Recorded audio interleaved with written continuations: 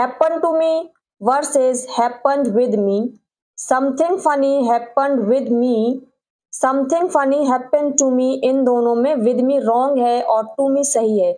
अगर आप भी विद मी बोलते हो तो आप इंग्लिश गलत बोलते हो।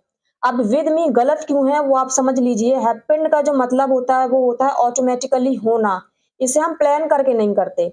और विद का जो मतलब निकल कर आता है वो होता है साथ मिलकर, जिसमें दोनों एक्टिवली इन्वॉल्व हो।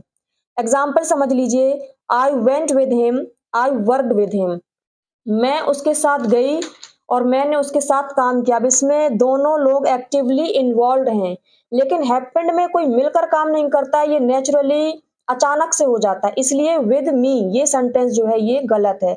अब something funny happened to me, ये सेंटेंस सही क्यों है? ये इसलिए सही है क्योंकि समथिंग हैपेंड टू मी इसका जो सेंस होता है वो ये निकल कर आता है किसी के ऊपर या किसी पर वो चीज होना।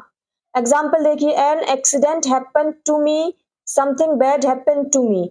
अब इसमें आपने कोई प्लान नहीं किया या फिर आपका एक्सीडेंट से पहले से कोई लेना देना नहीं था, इसमें क्या हुआ, अचानक से हो गया। तो अब पता क्या चलता है, टू और मी ये किसका कनेक्शन बता रहा है, एक्सीडेंट का। एक्सीडेंट किस पर हुआ, मी पर हुआ, अचानक हुआ, ये हमने नहीं किया, इसलिए हैपन टू मी राइट और हैपन विद मी रॉन्ग है।